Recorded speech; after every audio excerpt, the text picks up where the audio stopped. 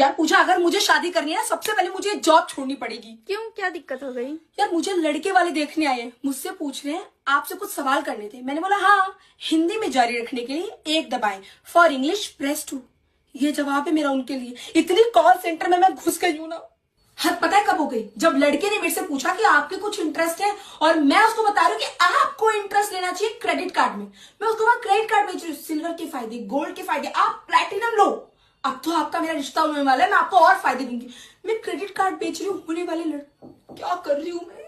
जब लड़के वाले जाने लगे हैं ना मुझे पसंद करके, और मुझसे बोला है कि बेटा आपकी कोई डिमांड, तो मैं कह रही हूँ हाँ अंकल जी, मुझे आपका पैन कार्ड, आधार कार्ड और प्लीज एरिया पिन कोड दे दीजिए। ये डिमांड है मेरी उनके लिए।